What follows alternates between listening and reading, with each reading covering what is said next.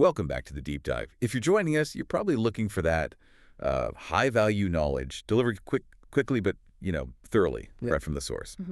Today, we are undertaking, well, a deep dive into the flaws of the human mind itself. We're strapping in for a mental overhaul using Rolf Dobelli's really quite magnificent work, The Art of Thinking Clearly. That's right. And look, we aren't here today to discuss genius or, how to achieve some brilliant insight. No. We are here instead to systematically map out, well, he lists 99 ways we are all predictably, maybe even stupidly irrational. Right. These are the cognitive biases, yeah. The systematic errors in judgment that, frankly, cloud every single decision you make. Every single one. So our mission today is pretty clear: to extract the most practical lessons from Dobelli's very comprehensive list. We want to give you some structural defenses against these traps. Yeah, because if you can just avoid the common errors, your baseline decision quality, Right. it just goes up exponentially. And we are BookCast FM, bringing books to life one cast at a time. We're translating this density, this complexity, into hopefully immediately actionable wisdom for you, the listener. Absolutely. And I think the ultimate hook of this material, the central philosophy really, underpins all 99 biases, and it's captured perfectly in one quote from the book. Which one is that? Avoiding stupidity is easier than seeking brilliance. Yeah. And that, it truly shifts the focus. It's not about striving for the impossible, but systematically removing the possible, predictable flaws. It completely changes how you think about critical thinking, doesn't it? Totally. It's not about finding the perfect answer in this complex world we live in. It's about recognizing the common, predictable ways we fail. The book's real power, I think, lies in the fact that these errors are not random. They are hardwired, and therefore you can actually identify them. You can see them coming. Okay, let's unpack this central argument right away, because it really challenges a fundamental belief most of us hold. We're taught, especially in economics, that humans are these rational actors, always weighing costs and benefits diligently. Dobelli just says, well, that's fiction. Absolutely. The core thesis is a kind of full rejection of that traditional model. Human thinking is evolutionary. It's not purely rational in the way we like to think. Our brains rely on shortcuts, right? Heuristics. And they were fantastic for survival back when we were, hunting on the savannah. Right. Need to make a decision instantly. Use a shortcut. That speed was absolutely critical then. Critical. But those shortcuts, when you apply them today to things like stock markets or hiring decisions or complex negotiations, they systematically distort reality. And that leads to these systematic errors in judgment, which, well, that's what we call cognitive bias. So we're efficient, maybe, but inefficiently rational. Is that fair? That's a good way to put it. Yeah, and what's fascinating here is just how common the illusion of rationality is. Yeah. If you stop people on the street, ask them if their last big choice was logical, they'll almost certainly say yes. Of course. We all think we're logical. But Dobelli shows us, chapter after chapter, these choices are often driven by unconscious influences, powerful instincts, social pressure, and these deeply ingrained evolutionary habits we aren't even aware of. We are, as the title says, predictably irrational. It sounds almost bleak, though. Yeah. Like we're just puppets of our wiring. If our brain is constantly generating these delusions, what's the point? What's the value of even trying to be rational? But that's where the value of avoidance comes in. That's the key. The book encourages a different posture towards making decisions. Okay. If we accept the harsh truth, and here's another powerful quote from him, that the human brain is a delusion generator, not a window to truth, then the goal shifts entirely. Yeah, so We stop trying to be perfectly logical. That's an impossible standard anyway. And we start just minimizing the impact of the flaws we know exist. wisdom lies in avoiding the obvious, predictable errors rather than trying to hit some lottery of perfect brilliance. Precise. The quality of our decisions, overall, is really the sum of the errors we manage to sidestep. Exactly. You don't need to be the smartest person in the room. You just need to be the person who manages to avoid tripping over the, 99 traps that everyone else is stepping into. Right. This makes critical thinking less about raw intelligence, IQ, and more about acute self-awareness. Yeah. And implementing defensive strategies. And the structure of the book itself really reinforces this approach, doesn't it? 99 short, sharp chapters. Each one is like a clear warning sign. Highly digestible. Yeah, it's highly digestible for the learner because it doesn't try to build one giant theory. It just gives you 99 specific toolkits to address 99 specific flaws. And it uses real-world examples, right, from business, investing, history. Yeah, all over the place. So we're going to try and mimic that surgical approach in this deep dive. Okay, let's jump straight into the first category.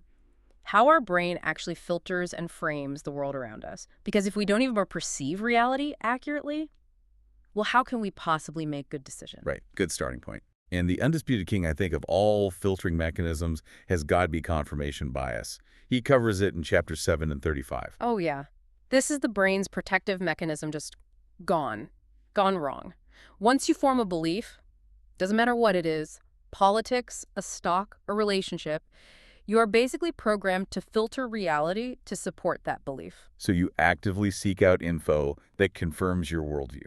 Exactly. And you ignore or dismiss or just quickly forget anything that contradicts it. It just bounces off. The classic example he uses is the investor, right? Owns a struggling stock. They won't read newsletters predicting a downturn. No way. Nope. They'll only read the reports predicting a massive rebound.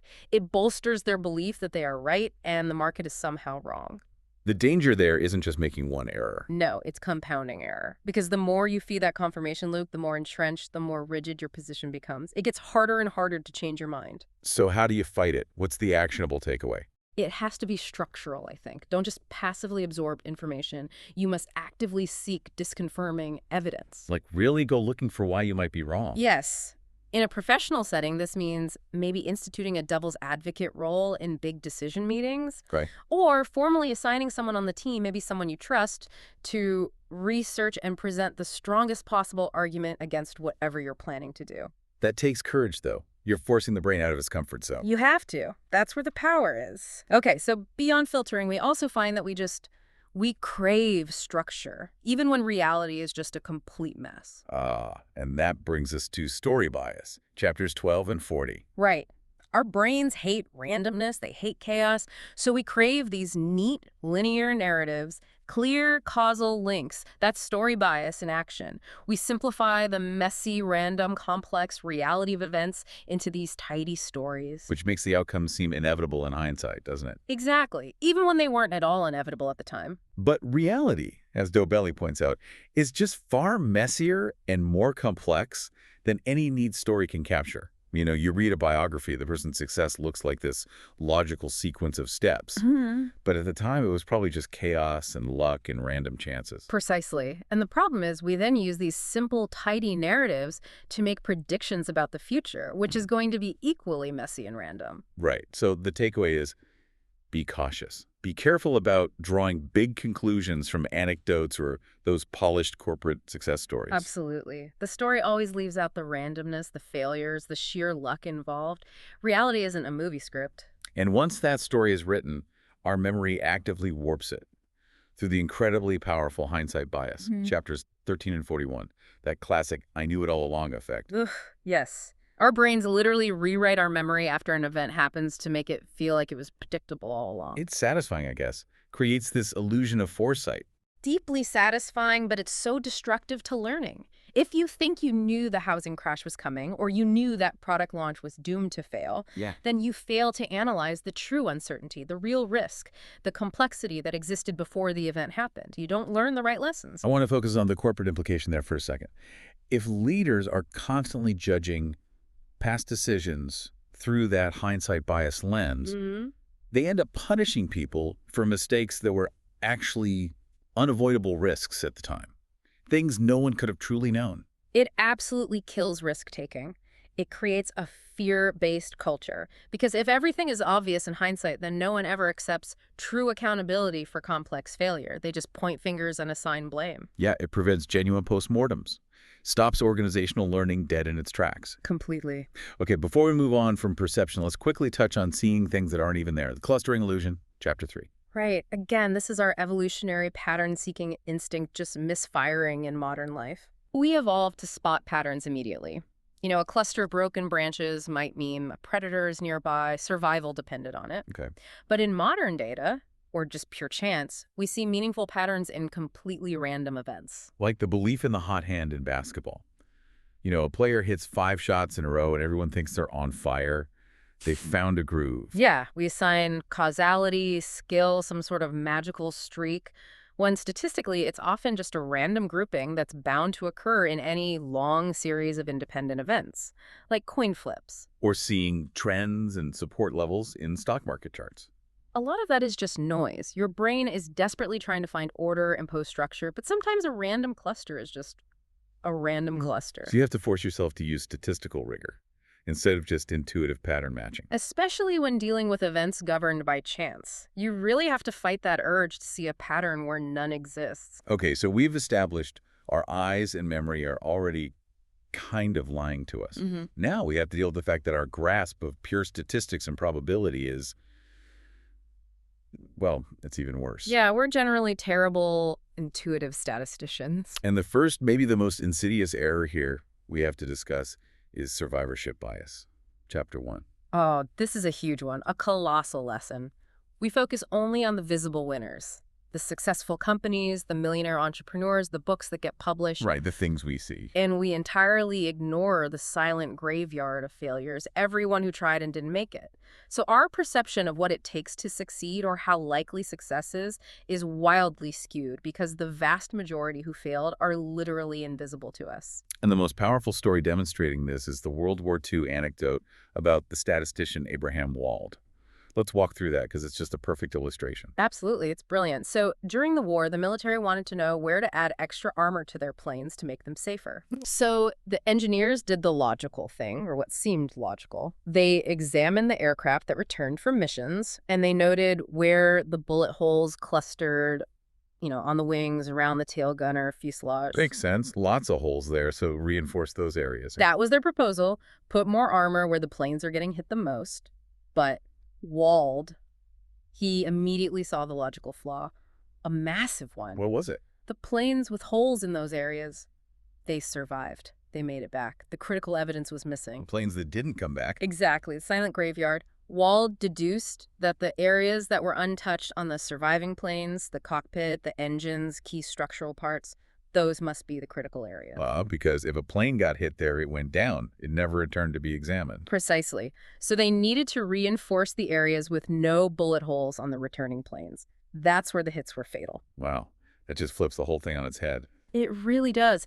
And the actionable takeaway for you, the listener, must always be, what am I not seeing? Who didn't make it? What's the unseen failure rate here? So if you read a book, 10 Steps to Launch a Billion-Dollar Startup, you are only reading the story of the one survivor, maybe one out of thousands who tried those exact same steps or similar ones. And the other 999 failed. And their stories, their reasons for failure, are completely ignored. You never hear about them. Never. And that links directly to the next one, the swimmer's body illusion, chapter 2. Okay, what's that? We confuse selection factors with the results. We look at the sculpted body of a professional swimmer. Yeah, V-shape, broad shoulders. Right. And we assume that the intense training created that physique. Doesn't? Well, partly. But the bigger truth is, individuals who naturally have certain physical attributes, narrow hips, long torso, broad shoulders, they are selected for competitive swimming early on. They excel because of their natural build. So the physique predisposes them to success in swimming, more than swimming creates the physique. Largely, yes. The training improves the skill, obviously, but the body type is a huge selection factor. And why does this matter? Because we constantly seek correlation where there is only selection. We assume, say, prestigious universities create brilliant graduates. When really they just select the brightest students to begin with. Their admission process filters for brilliance. Exactly. Or we assume cosmetics ads prove the product works because the models look amazing. But they hire models who already have naturally beautiful skin or hair. Selection, not result. Right. Don't confuse the selection criteria with cause and effect. It's a subtle but really important distinction. Okay, moving firmly into the mathematical errors now. Let's tackle how fear messes with our calculations. Neglect of probability, chapter 25. Yeah, this one is all about emotion versus logic. We respond emotionally to the magnitude or the vividness of an event, not its actual statistical likelihood. Like fearing plane crashes. They're dramatic, they get huge media coverage, the loss is sudden and catastrophic. They're very vivid in our minds. Extremely vivid. But statistically, they're incredibly rare. Meanwhile, we barely register the risk of a car accident. Which is far more mundane, common, happens every day. Yeah. But the actual Statistical risk is significantly higher for most people. Much higher. We let the fear of vivid but incredibly rare events like, terrorism or a shark attack completely distort our choices, our priorities, how we allocate resources. So the key is rely on the cold, hard stats, not the media hype or how scary it feels. You have to. You must rely on objective statistics, not on how often you see it on the news or how sensational it seems. If you let your anxiety about a 1 in a million event paralyze you, you are completely neglecting probability. And even when statistics are presented, we often fall victim to another error, base rate neglect, chapter 27. We ignore the general reliable statistics, the base rate in favor of specific, often irrelevant, but very vivid details about a particular case. The classic illustration here is, well, it's critical to understand. Let's say we meet a man. He's quiet, wears thick glasses, enjoys puzzles, likes reading. Is he more likely to be a farmer or a librarian? Well, the description screams librarian, right? Yeah. Fits the stereotype perfectly. Exactly. Most people instantly jump to librarian based on those descriptive, vivid details. The stereotype. But that ignores the base rate. There are vastly, vastly more farmers in the world than librarians. Orders of magnitude more. So even if he fits the librarian stereotype to a T, the sheer statistical probability favors him being a farmer. Correct. We cling to these superficial narratives, these stereotypes, over the cold, reliable statistics that actually govern the true likelihood. This is a huge trap in professional forecasting, in risk assessment, even in medical diagnoses. Yeah, I can see that. Okay, and finally in this probability section, we have maybe the quintessential probability error, the gambler's fallacy. Chapters 28 and 90. Oh, the delusion that randomness has a memory or some kind of accountability. Right. The mistaken belief that after a series of random events, say the roulette wheel lands on black 5 times in a row, the odds somehow shift, that red is now due to come up to balance things out. Every single spin of that wheel is an independent event. The ball has no memory. It has no idea what happened on the last spin or the 5 spins before that. Randomness doesn't keep score. Randomness has no memory. Zero. Yet this fallacy bankrupts people.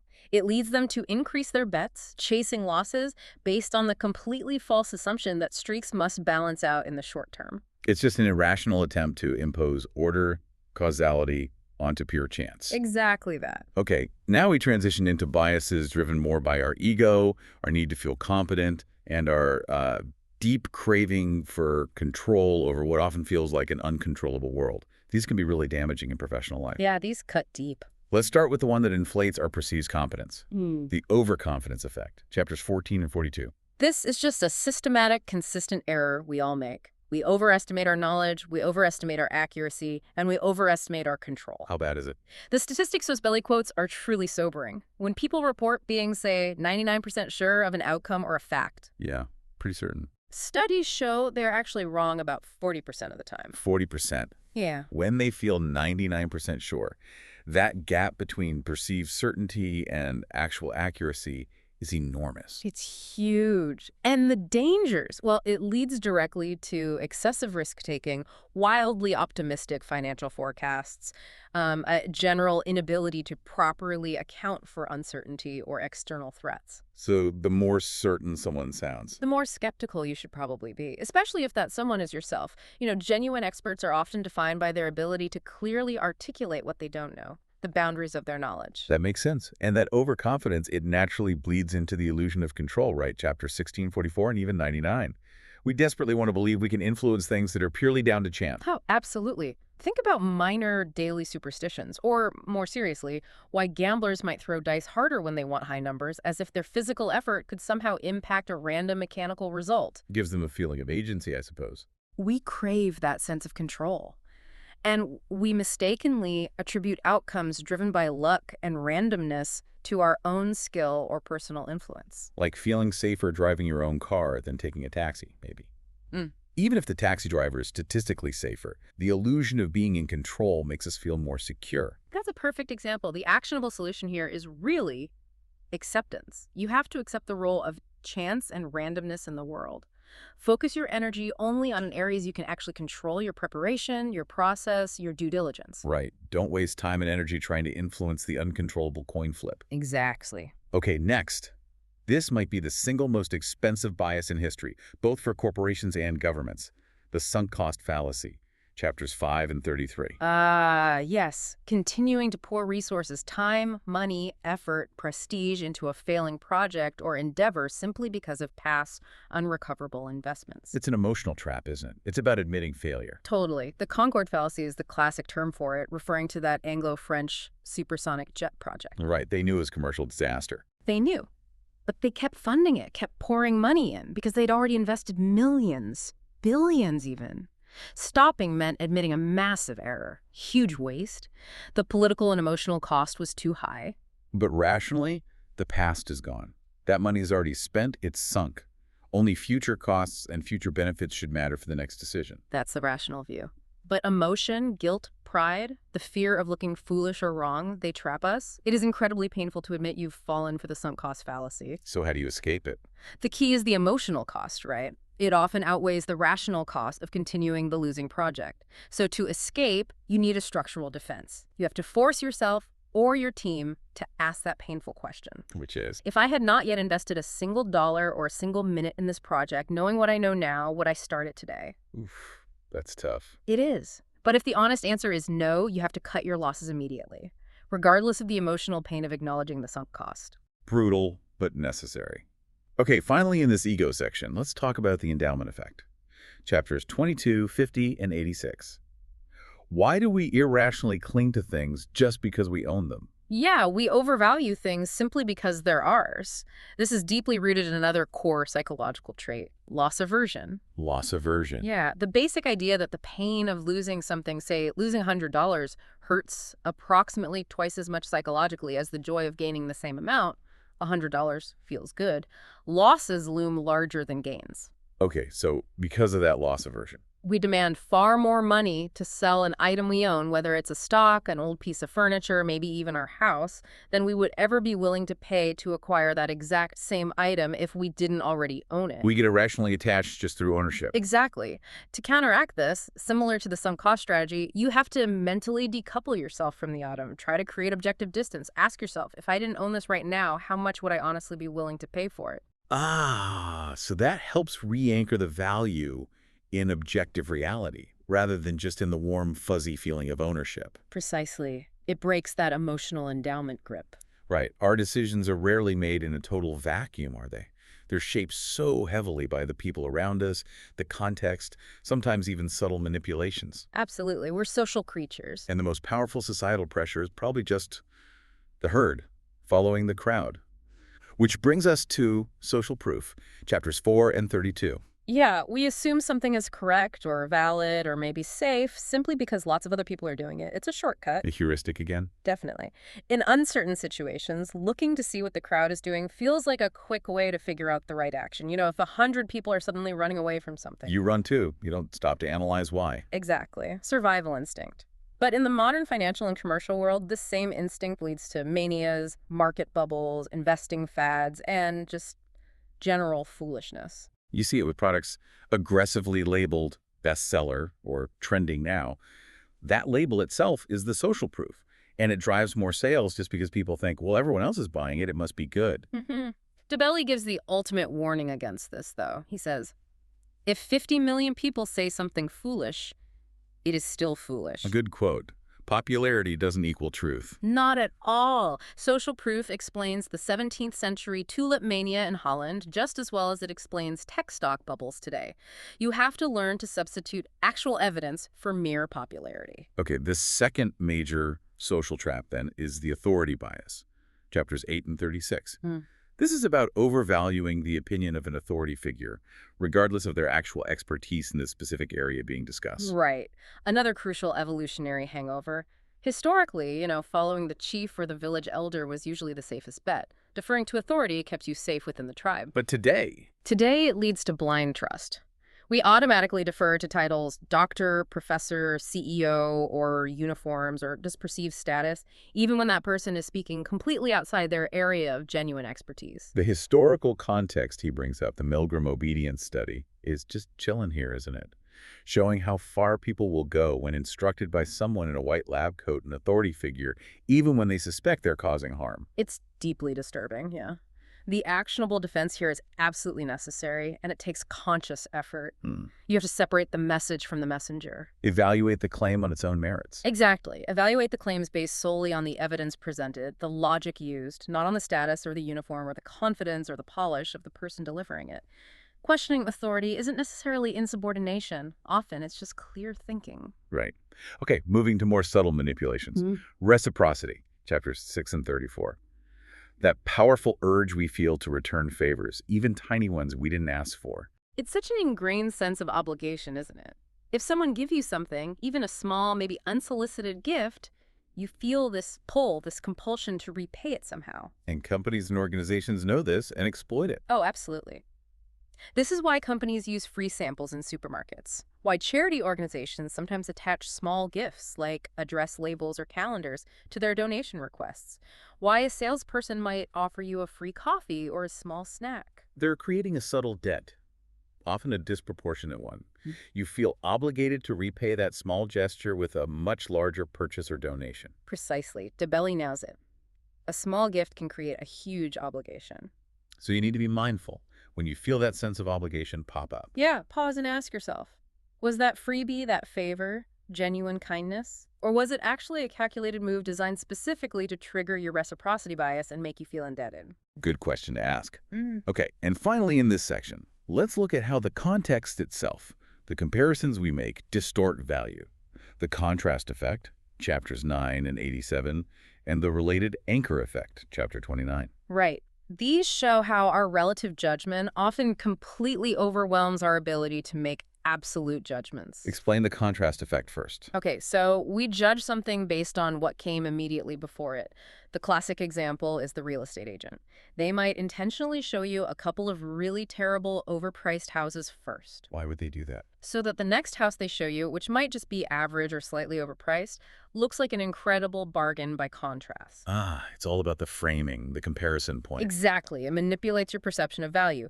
Similarly, the anchor effect dictates that the very first number you hear in a negotiation or when considering a price. Like an initial asking price or a suggested salary raise. Yeah, or even just a random number mentioned nearby. That first number acts as a powerful psychological anchor. It unduly influences all subsequent estimates, offers, and negotiations. Even if that first number was completely arbitrary or ridiculously high. Even then, that initial extreme price offer anchors the discussion, trapping subsequent thinking within that potentially inflated frame of reference. When you see a product in a store listed as, say, was $499, now only $299.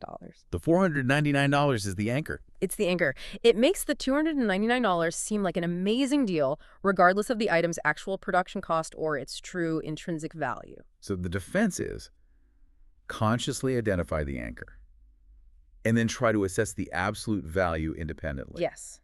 You have to recognize the anchor is being set and then make a deliberate effort to disregard it and evaluate the item or the offer based on objective criteria, not just the initial comparison point. Okay, we've saved some of the perhaps most relevant biases for people who listen to shows like this, the thoughtful learner, the manager, the decision maker for last. These are specific traps that can trip up people who already consider themselves pretty careful thinkers. Right, traps for the unwary but intelligent. Starting with 2 traps related to knowledge itself. First up, chauffeur knowledge, chapters 15 and 43.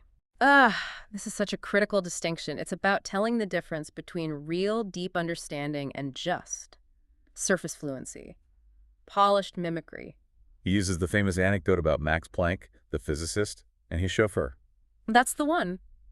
Apparently, the chauffeur drove Planck around to give the same physics lecture over and over. Eventually, the chauffeur had memorized it perfectly, word for word. So he could deliver the speech. Flawlessly, he could stand up and recite the entire lecture, but crucially, he lacked any fundamental comprehension of the actual physics involved. He couldn't answer questions off script. He had the script, the knowledge, but zero underlying understanding. Exactly. And in modern professional life, this manifests constantly. We mistake jargon, buzzwords, and a smooth, confident delivery style for genuine expertise. You see it with some consultants, maybe? Or leaders who are brilliant at PowerPoint presentations and using the latest management speak? Precisely. They sound incredibly smart, articulate, convincing. But if you poke a specific hole, ask a challenging question that requires applying the knowledge flexibly to a new situation, often the whole structure just collapses. So the takeaway for you, the listener, is Be skeptical of polish. Don't be dazzled by fluency alone. Right. Test for true depth. Ask questions that require application, not just recitation. See if they can explain it in simple terms or connect it to something else. That separates the chauffeur from the actual expert. Okay, good advice. The other key knowledge trap is information bias. Chapter 58. This is our compulsion to seek more and more data, even when that extra information won't actually change the decision we need to make. Oh, this is the enemy of timely decision-making. This is analysis paralysis. Right. We feel better, safer, more diligent if we keep gathering endless data points. We believe, perhaps unconsciously, that the perfect decision requires perfect, complete information. But in most real-world scenarios, perfect information is impossible. And the marginal value of gathering more data often approaches zero very quickly. After a certain point, it doesn't help. In fact, more data can just increase the noise, right? Make things more confusing. And it definitely postpones necessary action, which itself usually has a high-cost lost opportunity, competitor moves. Absolutely. The essential question you have to ask yourself here is critical. Will this specific piece of information genuinely change my decision? Be honest about it. Brutally honest. If the answer is really no, then stop gathering data and act. Use the information you do have, make the best call you can, and embrace the inherent uncertainty. Stop chasing that mythical point of total knowledge because it doesn't exist. Okay. Then we face the efficiency traps, starting with the kind of counterintuitive paradox of choice, chapters 20 and 48. We assume more options always equals more freedom and therefore more happiness. The American way, almost. More choice is always better. But Dobelli and others argue that too many options can actually lead to decision paralysis, increased regret after choosing, and ultimately lower satisfaction with the choice you make. Yeah, the classic study here is the jam study, right?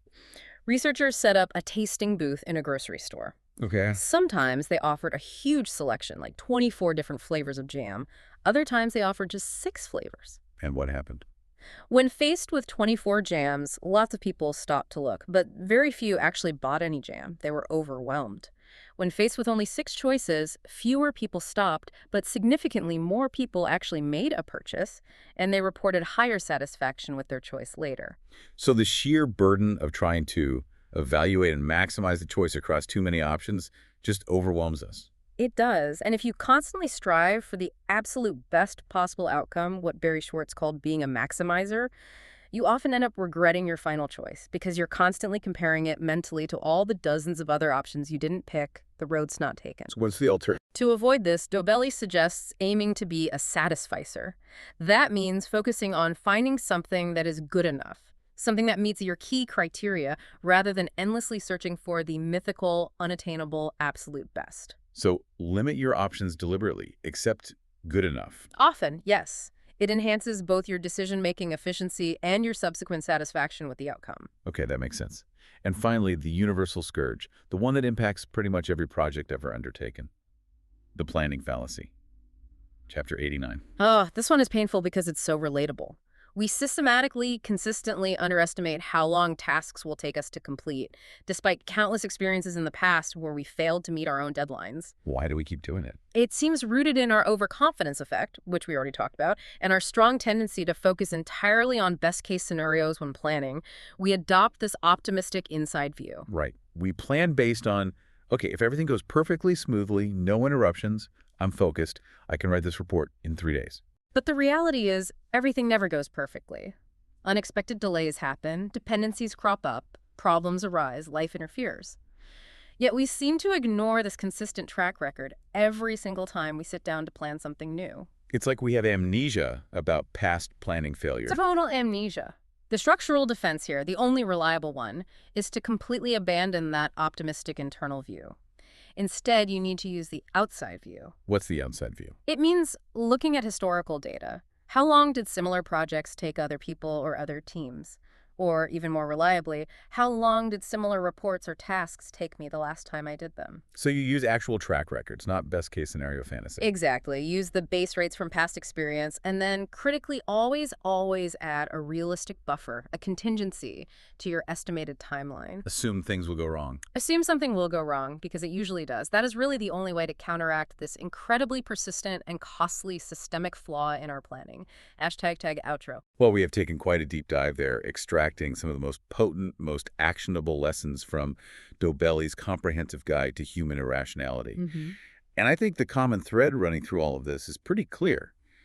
We are fundamentally not rational creatures, not in the way we like to imagine. And our only real path to improved decision-making is through rigorous structural defense against our own predictable irrationality. That's it, exactly. The primary goal of clear thinking, as Dobelli presents it, isn't about achieving intellectual genius. It's about profound self-awareness. It's about vigilance. Right. By recognizing these 99 pitfalls, from the sunk cost fallacy that traps your investments to the confirmation bias that hardens your beliefs against evidence, just recognizing them allows you to introduce some friction into your thought process. It gives you a chance to pause. Exactly. You pause, you challenge that initial impulse, that gut feeling, and you force yourself, hopefully, to rely more on logic, on data, on asking the right questions, rather than just going with your flawed instinct. If you want one final provocative thought to take away from all this, something that really connects these biases to our modern, maybe overly data-saturated world, consider Dobelli's sharp critique on media consumption. Ah, yes, his view on news. He states it very bluntly. News is to the mind what sugar is to the body. Ooh, that's quite a statement. And it links directly back to several biases we discussed, doesn't it? How so? Well, it clearly ties into the availability bias. We overestimate risks based on whatever the news vividly dramatizes, what's readily available in our minds. And the neglect of probability, where our fear, stoked by news headlines, completely overwhelms the actual statistics. But it also highlights what he calls the twaddle tendency, chapter 56, which is basically our tendency to consume and maybe even produce vast quantities of essentially meaningless information. It's just noise. Just noise. We waste so much mental capacity, so much attention on a constant low-value news consumption that arguably does nothing but cloud our judgment, increase anxiety, and distract us from the few truly important long-term risks and opportunities that we actually face. So avoiding that kind of mental sugar, that constant influx of low-value information and focusing your attention, that might be the clearest thinking decision you can make today. It might just be. If you want to dive deeper into all 99 biases and really arm yourself fully against these daily pitfalls, and trust me, they operate daily, we strongly encourage you to support the author. Go pick up a copy of The Art of Thinking Clearly. Yeah, it's definitely worth the read. You can find a link to it in the description. Thank you for joining us on this deep dive into the fascinating architecture of bad decisions. We are BookCast FM. Bringing books to life one cast at a time. Until next time, try to keep thinking clearly.